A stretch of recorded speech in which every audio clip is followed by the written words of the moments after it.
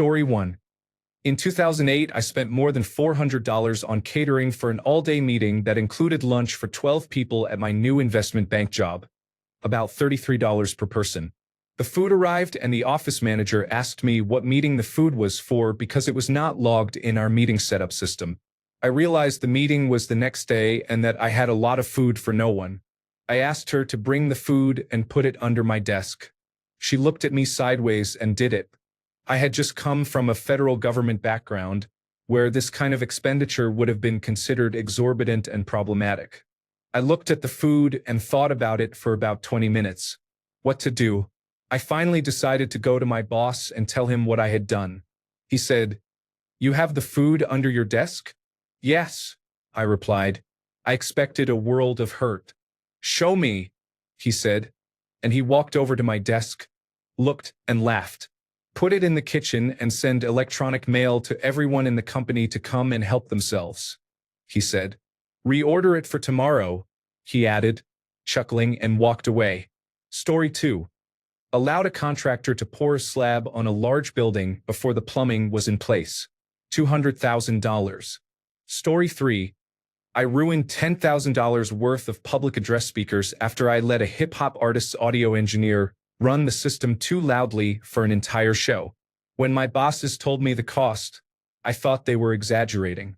Months later, while on desk duty after breaking my ankle, I found the repair bill in the accounting software. I was honest and upfront about what I had done, and they respected that, so I was not fired. Story 4. I cannot confirm this was my fault because we were never blamed. The equipment was old, but my actions could have caused its failure. We scheduled a power shutdown to perform electrical work at a facility belonging to a multinational company. We planned the shutdown for weeks. The data center at that facility was backed up by a large uninterruptible power supply battery bank, and we needed to bypass it. There was no feasible way to provide backup power because we were installing more robust redundant backup power. They scheduled a controlled takedown of the data center for an 8-hour window on a Saturday. The data center runs off the batteries. The utility power only charges them, so if the utility fails, there is no gap. First, I shut off the battery-fed power to the data center, then I shut off the utility power that charged the batteries. With no power in, there was no power out. We completed the work, but when we tried to restore power, the system would not restart. The emergency hotline was called and a technician was rushed out. The motherboard had failed. The manufacturer sent someone on a plane that night with a replacement part, which was delivered in person several hours later on Sunday. We learned the motherboard failed from overheating. The cooling fans were powered by the same batteries that backed up the data center. If both the utility and battery power are shut off, nothing powers the fans that cool the central processing unit, which remains very hot after shutdown. At the beginning of the project, we were told liquidated damages for shutting down operations for 1 hour were about $200,000. On Sunday, they were about an hour away from telling employees to stay home on Monday. That mistake could have increased the loss from 6 figures to 7 figures. Story 5. I funded a $250,000 loan without realizing that one of the documents had been signed incorrectly. Story 6. I used a picture of George W. Bush with half his face rotted off as a sample image for some hypertext markup language work I was doing in 2006. The developers were supposed to replace it with the real image, but they simply placed an image from the database in front of it, and the George W. Bush image remained in the cascading style sheets as a background image. It was fine for a while, and nobody noticed until the database server went down and the website front page was filled with pictures of the president, which my boss said looked as if his face had been blasted with a shotgun. Higher-ups at the company called for me to be fired, but my teammates protected me. I was working my first real job out of college as a website developer. Story 7. I removed the email application from the phones of all employees. The issue had to be resolved by manual intervention and affected about 2,000 people. Story 8. I charged someone $2,000 while attempting to refund them a much smaller amount, about $400. The manager was out of town for a holiday weekend, and the error could not be fixed for 4 days. Story 9. I worked at a movie theater as a projectionist in the early 2000s. We had to pre-screen every print before it was shown to the public the next day. We were supposed to stay in the projection booth to monitor the reels because they were physical film, but we often went into the auditorium to preview them. Halfway through the Hulk, the only film, the film jammed in the projector and about 20 minutes of footage was destroyed. Each reel was, according to my manager when I was 16, worth $150,000. Needless to say, it was a bad situation. Story 10. I was cold calling at a bank for home equity loans. I suggested to the woman that she could pay off a balance of $10,000 on their credit card at a much lower rate, saving a lot of money and possibly getting a tax deduction. I had no idea she was not on the credit card or that her husband had been hiding it from her. He left me a very nice voicemail. Story 11. The application service provider I used to work for called me in the very early morning. Customers were reporting a total service outage and the tension was through the roof. The pager kept going off. We had to discount charges for downtime. 15 minutes later, I called the chief technology officer, waking him up. I said, "By any chance, have you failed to renew our domain name system registration?" It was the loudest scream I had ever heard. It was minor compared to the intercontinental fiasco CrowdStrike triggered. Story 12. Following instructions, I documented the work and replaced a switch in a data center with a spare unit they had specified by serial number. The replacement promptly took about 2 million users offline for a couple of hours before they diagnosed the problem. The network graphs were amazing. I never heard from that administrator again. Story 13. I was on the receiving end of an unexpected refund. My wife and I bought a hot tub at the state fair. 1 year later, I saw a credit on my card for the full price of the tub from the manufacturer. Being honest, we called them and explained exactly what happened, explicitly saying we still had the tub and were happy with our purchase. A few days later, we received a billing statement showing a full refund and a zero balance. In summary, we received a guilt-free hot tub. Story 14. I worked at a hotel for over 15 years. I will never forget my first day, though. My first checkout was memorable. The guest's total was $800, but I ran his card for $8,000 and had to issue a refund of $7,200. I am sure, including processing fees, it cost my company a pretty penny. I was not sure I would make it at the beginning, but I stayed. I never forgot my first mistake. Story 15. I have been driving semis for 18 years with no accidents, but 90 minutes ago I popped both passenger side tires on our yard truck by misjudging the space on the right and rubbing them against a concrete pole. Now I am sitting in the office waiting to be drug tested for an accident. I am extremely stressed and upset. Story 16. Not me, but my mother, back when she lived and worked on a farm. She was burning weeds along a ditch bank when the wind kicked up and blew the fire into a neighbor's yard. It burned the neighbor's house down. It became a saying in our household. I may have made a mistake, but at least I did not burn the neighbor's house down. Story 17. I hit a concrete pillar with a forklift and bent the fork tip to a 90-degree angle. Story 18. As a janitor, I mixed ammonia and bleach to try to clean fresh tar stains tracked onto a vinyl floor. I almost died that night. Story 19. At my old company, if you screwed up in a way that affected clients, you had to wear a Jar Jar Binks costume for a day and leave the Jar Jar figurine of shame on top of your desk so everyone would know you had screwed up. If you screwed up but it didn't impact clients, you got the lesser Krusty the Clown figurine. Edit. Reading some comments, I should clarify that this was not done in malice or by a corporate-imposed shame process. We were a bunch of computer nerds left to ourselves in a secluded section of the building, so there were a lot of pranks and shenanigans. This place was a lot of fun. The biggest drama I ever saw while working there was over who had enough seniority to take 1 week off when the latest World of Warcraft expansion launched. Story 20. All Active Directory accounts were deleted, except the primary administrator account on a Friday at 3 o'clock in the afternoon in an emergency dispatch center. Story 21. I was the primary engineer for interactive map products. The products worked with a service that periodically made requests to a backend and updated the map. The interval at which these requests were made was configurable. That is, it did not require a software release to change. One day I deployed what seemed like a low-risk software change, and within minutes every one of our web servers began experiencing severe failures. At the time, we did not have a reliable way to roll back a release, so fixing the problem was difficult. In the end, our website was down for the better part of 2 hours. In the aftermath, we figured out what had happened. In a classic example of the Swiss cheese model, a few apparently benign issues that had been present for months conspired with my release to create a serious failure. The result was that the interval for the map update requests was set to null. That meant that if you loaded a page with a map, your browser would make requests to the backend as fast as possible.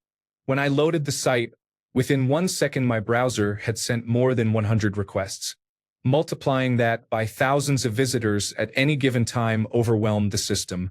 In summary, I accidentally turned part of our website into a highly effective distributed denial-of-service client. Story 22. Early in my career, before I knew much about structured query language, I was given a script to run by a remote database administrator that was supposed to purge unwanted orphan records in a series of accounts receivable tables. I was a developer working on other areas of the application. I ran the script in the staging environment, got word from the business that everything looked good, then pushed it to the production environment. However, one portion of the script had a slight error. The database administrator, while developing and testing the script, had commented out the where clause, which resulted in every record in an accounts receivable detail table being deleted. Millions of records were gone in a few seconds. There was considerable chaos. It happened on a Friday afternoon. We spent the weekend trying to retrieve the data from transaction logs before restoring from Thursday night's backup, which wiped out a whole day's worth of work and required the client to re-enter all of that data. It was not really my mistake, though the database administrator tried to blame me. Ironically, structured query language is now probably my biggest strength, and I would have caught this error immediately if I had been more confident in my database programming skills. Story 23. I ran 300 checks using my birth date instead of the actual date. The checks were dated 27 years ago. Story 24. I deployed a routing change on a firewall that briefly routed an international bank into an unreachable state. I realized my mistake within 30 seconds and reverted it. Monitoring did not flag the event, so the customer did not notice. Unsatisfied and unable to achieve my original goal, I made another change that produced the same result and reverted it even faster. The customer still did not notice. In my defense, the team that manages Azure had not deployed dynamic route filtering as required, which created a routing loop and caused the issue I encountered. Story 25. I sent a text page to the whole company twice. Around 2002, we could get alpha pagers through work. A colleague got a new pager and asked me to page them a text message. I had a Palm Pilot phone and could send a text to a pager, so I texted her, "Call dispatch as soon as possible." She then said, "Text me something sassy." So I texted, "Hey baby, I just shaved my balls today. So when you get home we can bust out the maple syrup and get making with some rumpy pumpy. Much love. Your sugar daddy, Zoxo." While I was typing that, her pager went off. She called dispatch and hung up a bit later. I asked what was up and hit send. It turned out everyone was getting a page to call dispatch as soon as possible. The pager went off a second time. It turned out they accidentally assigned her the all-call number for our company's pagers, so I essentially sexed over 200 staff at once. Story 26. My manager told me to test far and wide for unexpected interactions between the mobile service and the billing service. I asked how wide. He said as wide as I could. A day later he returned furious, saying I had broken billing in production for all customers. It turned out the test environment had a dependent system without a test instance, so it used production data. When I sent a large volume of malformed data to it, the system failed. This stopped billing because the billing engine required that system's output. It was not my fault, and I still stand by that. Story 27. I left my microphone on while I shouted obscenities after screwing up my talk break over a song intro, live on the radio in a top 50 market. At least I did not get fired. Story 28. It was not that big and not my fault. A woman asked for a peanut butter beer. I had one in mind, so I walked her over and handed it to her. The beer instantly exploded and covered her. Oddly, She still bought a six-pack because it smelled so good. Story 29. I accidentally dropped a database I thought was junk on a Friday at 4 p.m. It was not. Cue angry customers, bosses, and coworkers. Story 30. I was working as a stagehand when I shattered a hand-painted ceramic vase prop just before the half hour. There were a zillion pieces. There was no putting Humpty Dumpty back together again. I tell this story to new interns to encourage them to own up to mistakes instead of hiding them. I say there are two kinds of people in the world. People who have made serious mistakes at work and liars. Back when Twitter was good for something other than documenting the downfall of humanity, was there a long thread under an official company account where people shared their work failure stories? Story 31. Another information technology mistake. The finance manager left the organization. The director submitted a termination request ticket. I removed him from all groups and locked his account without realizing he was the sole owner of the finance department's SharePoint site, which caused it to be deleted. I was able to recover it, but it took the entire day. Story 32. It was not me but a coworker, although I have made plenty of mistakes.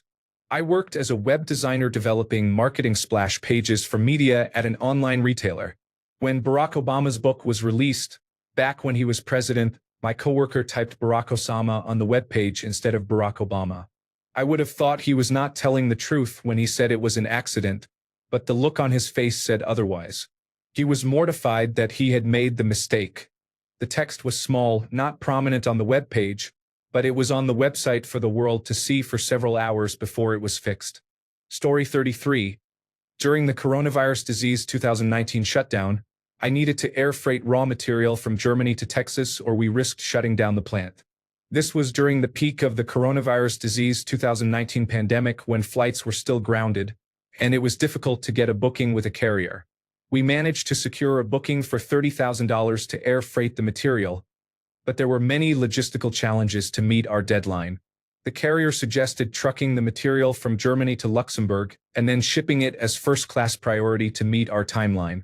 I had recently graduated and was inexperienced, so that did not raise any red flags for me. We received the material when expected, but my heart sank when I received the invoice, $110,000. I thought I was going to lose my job, but we negotiated the cost down to $80,000. I was not disciplined for it, but it remains my biggest mistake to date. Story 34. I took down voicemail service for half of New York State in the United States of America for about 8 hours because I clicked the wrong checkbox while marking a list of systems to be updated without notifying the customer. We did not want to contact the customer to arrange a proper maintenance window. I had to get a new job. Story 35. When I worked at Tim Hortons many years ago, I had had enough of customers' racist freakouts where they would lose their temper over the company raising the price of something by 5 cents or ask for 2 creams and 2 sugars then demand a new one because 2 sugars was too much. The machines dispensed the sugar and were calibrated, so it was always the same amount. One customer ordered 18 large iced cappuccinos. With only one machine, it took a long time to make them, so I asked him to park literally 5 feet away because the line in the drive-thru was so long. He lost his mind, screamed at me, and demanded the manager. I said, "No, go park over there and I'll bring them out to you." He refused to move, so I said, "Fine. Not gonna move? Here's your money back. I'm not making your order, nor is anyone else." He parked, came in screaming, and the manager caved because she was a pushover. She brought the drinks out, and as she handed them over I saw all the drinks fall off 2 of the 4 trays, come completely open, and dump all over the inside of his vehicle. The manager spent an hour cleaning it and, a week later, got a full interior detailing bill. About a month later, another customer got under my skin. I looked at the guy and said, "You know what? Thanks for being an asshole because you just made me make the best decision of my life." He paused and asked what I meant, and I said, "Do you see that green car there? Wait here for your order and watch that car." I just said, "Fuck it," got in my car, and left. The next morning, I started a new job and turned it into a much higher paying career.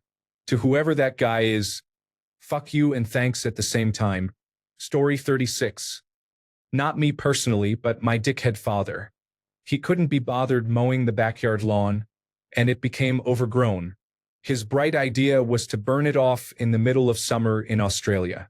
He waited until sunset to light the lawn. The grass in the neighbor's creeper that had grown over our fence caught fire. The flames reached the top of the fence within minutes, and their little girl saw them and started screaming, which brought her mother out into their yard to see what was wrong. My dad panicked and quickly turned the hose on the flames. A week later, he got a visit from the city. They threatened him with prosecution for violating a total fire ban. To this day, he still doesn't know my grandmother made an anonymous call to the city after finding out he'd made all of us kids stand there and watch him do the burn. Story 37. Making a change to our payment processing code triggered the closing of thousands of user accounts. It was easy to trace and fix. I just wish all the chief executives had not received the non-payment email. Story 38. I was working in regulatory affairs and we were launching a new vitamin product. On launch day, the project manager came to my desk and said the label states the product contains 55 milligrams of selenium instead of 55 micrograms. I thought he was joking. When I realized he was serious, I took the product from his hand and read the label in horror. I had approved the label using milligrams instead of micrograms. We had to relabel everything and delay the launch. Story 39. United States Army Field Training Exercise, Signal Battalion, Teletype Operator, Germany around 1985. We were never told that much of our traffic was routed live, including critic messages. I was showing off and bragging that we could recover from a complete power loss within 10 minutes of power restoration while lifting the safety cover on the emergency power shutoff switch. I accidentally pushed the switch. We recovered systems in 7 minutes. My supervisor chewed me out, then praised me for a swift, unplanned loss of power. Story 40. I missed a step in a price change. The difference between a scaled fee and a multiplier. It was discovered the next morning when service orders were invoiced for tens of thousands of dollars, while the normal rate was almost always in the low hundreds. I corrected it immediately and spent a couple of days reinvoicing the affected orders. I now triple-check this whenever rates increase. Story 41. In 2015, I sent a mail merge to 160 clients, about $3 million worth of revenue, from a Microsoft Word document and did not realize track changes was still on. For reasons I will never understand, Microsoft Word will send all revisions and comments in a mail merge in bright red font if you do not switch off track changes. This can happen even when the tracking is minimized or hidden in the Word document. What should have been an upbeat, 5-sentence email about renewing for the following year ended up being a page of internal notes, revisions, and comments from colleagues. Some said too sleazy and make it seem like they are getting more even though we are essentially selling the same base product. I curled up under my desk when I got the first reply. Story 42. In honor of today's events, I once took down a major database for a very large client. The servers took 3 days to recover. I accidentally updated a client's production environment when I was supposed to update their test environment. I worked until 3 a.m. to roll the change back because we did not have a rollback script. Story 43. I missed closing a line after working all weekend on something and locked about 1.5% of the player base out of the game. It was the most profitable update the game ever had. Whoops. When I was much younger, around 1995, I learned how to make some things from the Anarchist Cookbook. A fence whose location and owner I will not reveal had a very bad day. It had nothing to do with work, and it was very stupid. Story 44. I gave a customer who owed us $700,000 the wrong bank account information. The customer sent the funds to the wrong account, but the account number did not exist, so the payment bounced back. I sheepishly asked them to reprocess the payment using the correct information. If the account had existed, it would have been a nightmare to recover the money. Story 45. I once ruined about $150,000 worth of copper wire over the course of a couple of hours. $150,000 was the resale value of the wire, not the actual material cost. To be fair, an engineer was there with me and we were testing a large size that the machine was not technically designed for. I can say that the majority of the mistakes were mine, not the machines or the engineers. Much of the wire ended up twisted and damaged to the point that it was a total loss, meaning it could not be reworked and had to be sent to another company to be scrapped for about 75% of the copper value by weight. So in reality, it was more like a $40,000 mistake, but still a really bad day. I was lucky because the engineer was homegrown, self-taught, and indispensable in that company.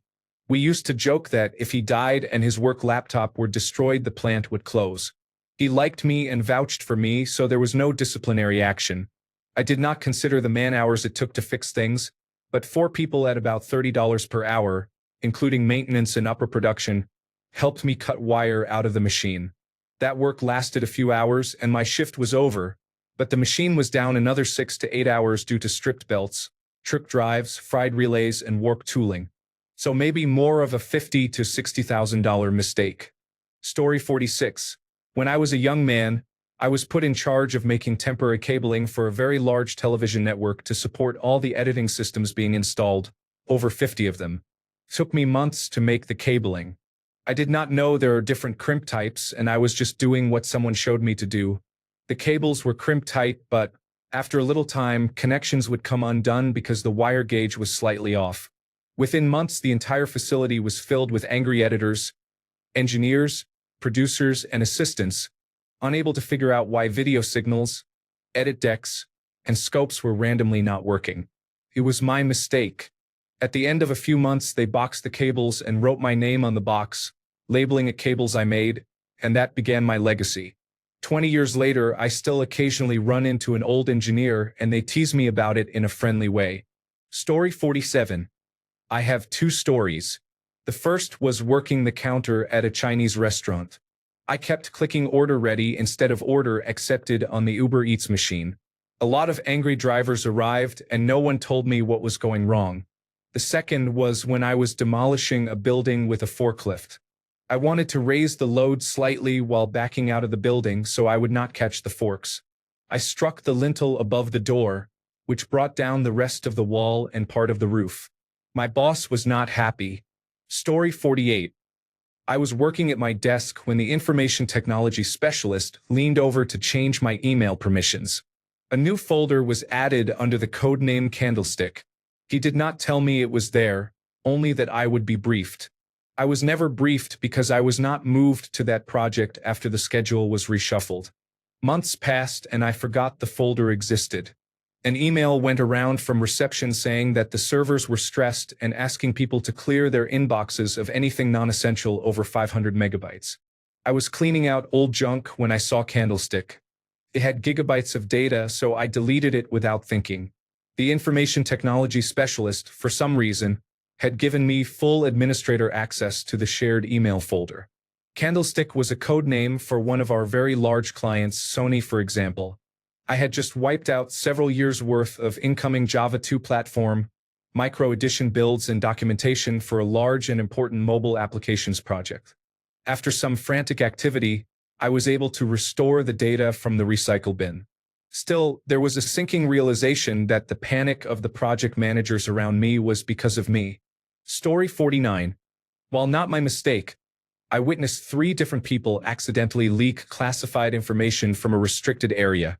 My own biggest mistake was making an error in a test report that the customer saw. Story 50. I once sent documents for the wrong client to the judge. No one was angry, but the court and my boss said, "What the heck? Be more careful." Some people might say I made bigger mistakes, but that is more a matter of perspective than objectively doing anything wrong. Story 51.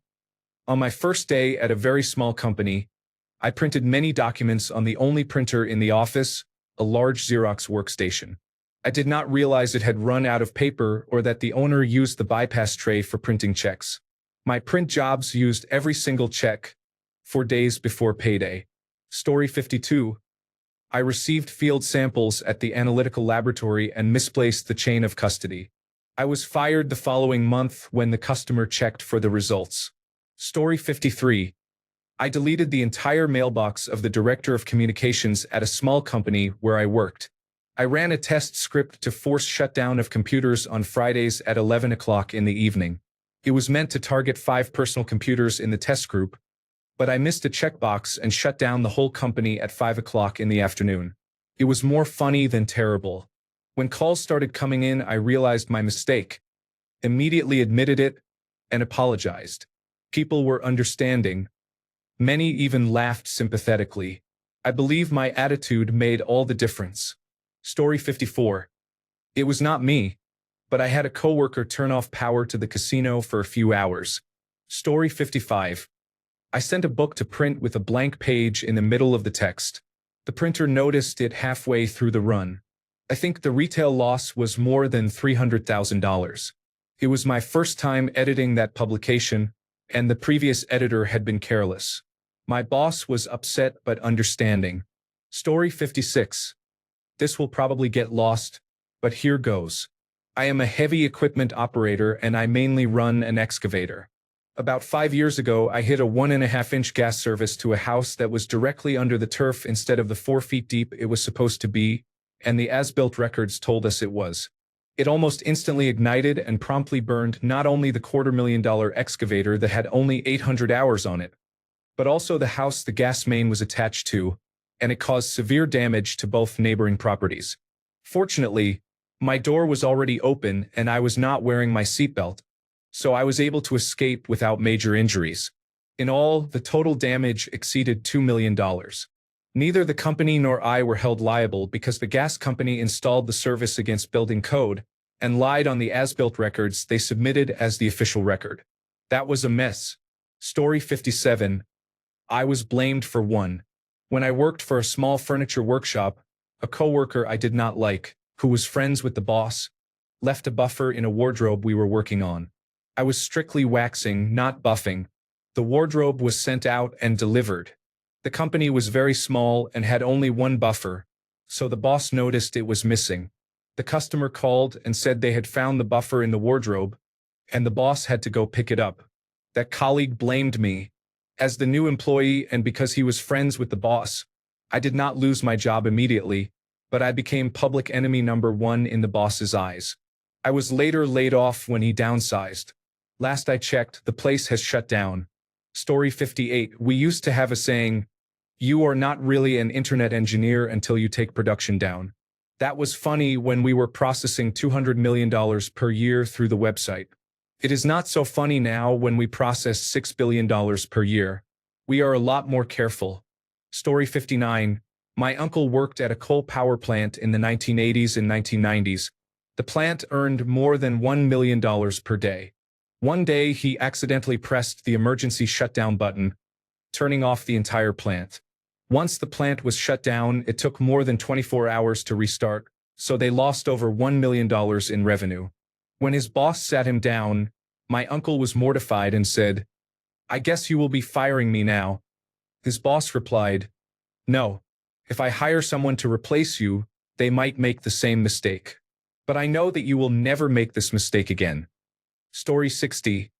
I worked for a software company doing back-end content management. We had a current platform, a beta platform in progress for a few clients, and a legacy platform that many clients did not want to leave. After about a year, I handled both the beta and legacy platforms. I mixed up a deployment process and seriously disrupted the legacy client's data for approximately 600 vendors. The disruption lasted about an hour. I realized what I had done almost immediately but did not know how to fix it. We had to bring in our information technology director to repair it, since he had designed the legacy platform. Story 61. I wrote a virtual isolation script to contain potential threats quickly over the network for unmanaged systems. We used Tanium to push it out using peer-to-peer distribution, and everything was reviewed by a senior analyst before deploying the package to a host. I was that senior analyst and did not notice that the requester left the host field blank in one of the pushes. The host was entered in the description field by mistake. Leaving the host field blank acted as a wildcard in Tanium and it pushed to every system. We were talking about more than 200,000 endpoints worldwide, including factory systems. Cost us millions to get everything back up, and the remediation was similar to a previous incident with CrowdStrike. Moral of the story: a senior peer review is not a suitable guardrail for a production deployment. I received a raise and promotion for finding the flaw in Tanium, but waiting for the phone call from my chief information security officer after dinner with my wife was stressful. Story 62. I once misread documentation for automating the creation of our company's servers. Instead of creating only one new server, I ran a script that terminated all but one server on that account. The script ended with an error because I was on the wrong account to create the server I wanted. So, like a good intern, I reran the script on the correct account and wiped all but one server there as well. I was nicknamed the Terminator for that, and it was not said affectionately. My boss stepped up for me and fully acknowledged that having a new intern copying and pasting scripts with full administrator access and no way to see the results before running them was a recipe for disaster. Story 63. I publicly apologized to people with the wrong disability. While I was still a student, my astronomy professor hired me to help get the college's new planetarium up and running. I built shows, presented them to the audience, and then they watched a movie. There was a steep learning curve for everyone, and we made small mistakes during each run. After about 2 months, my professor finally decided to come to one of the shows to see how it was going. When traveling ahead in time to see how the night sky changed, if you did not turn off Earth's atmosphere, it would rapidly flash between night and day, causing a strobe effect. My coworker running the computers forgot to turn off Earth's atmosphere, and I, standing in front of an audience of about 60 people, including my boss, said, "Oh my gosh, I'm so sorry if you're paraplegic. I meant epileptic." Story 64. I accidentally put a ladder through a helicopter windshield. Cost about $20,000. A woman caused the rotors to overspeed on a helicopter, costing about $100,000. A man crashed a helicopter. Everyone was okay, but it was totaled for $3 million. Helicopters are expensive. Story 65. I worked at a fondue restaurant. I went to carry the just below boiling bouillon, but it slipped into a guest's lap. Cue my panic as my manager tried to apply cold, wet towels to the poor guest in the restroom. Story 66. I broke a very expensive pool vacuum. When the new one arrived, I dropped its controller in the water and broke that one too. Story 67. I once deleted my company's entire database, which held everything from product and inventory data to customer records and history. Took a couple of days to fully restore the systems, but we got there. I worked for a small furniture retailer in a small town in America, not a corporation. Story 68. Once, I had a nosebleed on stage during opening night of our performance and ruined my expensive costume gown. I had to wear my old prom dress to the next performance because we could not clean the original or get a new one in time. Story 69. There have been many memorable ones. I replaced a server as documented and accidentally took 5 office buildings offline, one of which was a location used to hide items inside other items. I saw too much and did not go back. I placed a decimal point in the wrong place and overpaid someone by several $1,000,000. The check bounced, so it was not a big deal. In a hardware store, my perpetually drunk manager haphazardly showed me how to use the paint shaker.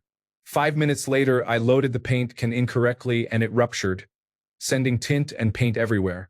It took days to clean up. I did not get fired for that, though I was later fired 3 times. Story 70. A friend of mine tests pipelines.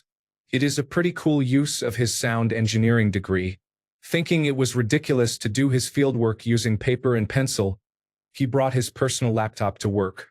He went to print his reports from his laptop, and when he signed into the plant's network using his boss's permission, it was flagged as a security breach. Not only did it immediately shut down his plant, it shut down every plant owned by that company worldwide. That was his first week on the job. Story 71. Is anyone else scrolling to find the person responsible for the Hawaii missile alert mistake? I interviewed a man who was stationed there but was not on duty. It was not a fun time. Story 72. I faxed my organic chemistry homework to the Department of Public Health. Story 73. I worked at Goodwill and sometimes tags come off. We were supposed to reprice items, but if I recognized the original price, I would just charge that price and double it when a customer had another identical item. One day, a customer came with 3 pairs of chairs. The first 2 pairs had the same price. The third pair had no tags. They did not seem any more special than the others, so I charged the same price as the first pair to save time. Later, my boss asked whether I had sold our personal chairs. We had set up a small table with break room chairs nearby so people could fill out applications. A customer had taken those chairs, put them in their cart, and asked me for the price at checkout. I sold our break room chairs to that customer, and afterwards we were always 2 chairs short in the break room. Story 74. Promoted to use the petrol-driven grass cutter during my summer job at an airport. I fired it up, released the clutch, and it shot away from me, demolishing a piece of radar equipment. Ironically, the sensitivity of the equipment was the reason we had to keep the grass short. They had to close the airport while repairs were carried out. This delayed all flights by 45 minutes, which meant the Prime Minister of the United Kingdom was late for a vote in Parliament, and it made the news the next day. I was 15 and I was back on the scythe. Story 75. I misspelled the word possibility on the front page of my college newspaper when I was editor-in-chief. It was in an article about the university considering introducing a writing major. The headline read "Writing a Major Possibility." That was 20 years ago, and I think about it nearly every day. Story 76. In 2012, I worked overnight at Walmart doing inventory in the backrooms. One night, I was putting up a pallet with 2 lounge chairs. At the time, the furniture department was 72. My exhausted brain told the system there were 72 chairs on the pallet instead of 2. The next night, an assistant manager told me I had messed up the quantity and almost cost the store about $10,000. Luckily, the first shift caught it and corrected the error. My manager was not upset and just told me to pay more attention next time. Story 77. At my first job as a registered nurse, during my first day or two, I sent a urine sample to the laboratory via the tube system in a way we had not done at my previous hospital when I worked as a technician. The sample spilled and shut down the tube system for the entire hospital for about a day. Oops. Story 78. I ripped the whole top off an 11-foot 7-inch box truck when I drove it under a 10-foot 7-inch bridge. Story 79. I was messing with our Patreon. We wondered whether supporting another creator with our community account would transfer funds directly to that account, deposit the money into our bank, and then withdraw it or do something else. As a joke, we added an adult content tier. We did not realize it would send an email to all of our supporters announcing that we supported nudity on the social platform X, which was meant as a joke, laughing out loud. Story 80. When I tried to straighten my office, I accidentally created a network loop by plugging both ends of a long Ethernet cable into the same switch. It brought down the office network and the local data center until I unplugged it. Story 81. I deployed an updated Secure Sockets Layer certificate to a major retailer's website during business hours. It disrupted transactions totaling 6 figures. Story 82. I was installing a new application on a customer system that required a separate server to provide the functionality. Due to space limitations, the new server was to be placed above the main system's uninterruptible power supply. While positioning the server, I accidentally hit the power switch on the uninterruptible power supply. With the power supply shut down, the main system began its shutdown procedure, which took about 20 minutes to shut down and restart. This occurred during the customer's busiest time of the year. Story 83. Connected 2 switches that were already linked, creating a broadcast storm that slowed the internet to a crawl across half the state. Story 84. Not me, but a colleague. We were switching email clients, and he wanted to keep his history, which he had been told would be lost. Since our team writes scripts to automate tasks, he decided to write a script to forward his mail to the new client. He made a small mistake. Instead of forwarding, the script used reply to all on several years of email. The script was efficient, so it processed several hundred messages before he realized what was happening. He received responses for weeks as people returned from leave and replied. Story 85. I bumped the side of a Boeing 737-800 with a scissor lift. There was no visible damage, but I reported it to my supervisor and he informed the airline. The airline had sheet metal technicians inspect the aircraft, and it was able to depart on its scheduled flight. Story 86. I drove a forklift into hot asphalt. It was a very hot day.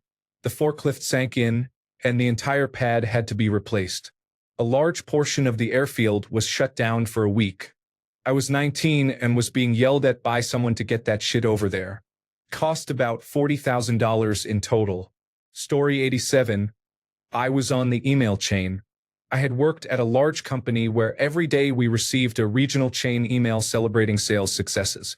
One employee praised another, writing, "This girl is on fire," and attached a meme of a girl in flames. Unbeknownst to the sender, the girl pictured was Anne Frank. Story 88. I was relaxing with the actresses in the dressing room during the second act when I heard thunderstorm sounds over the stage monitor.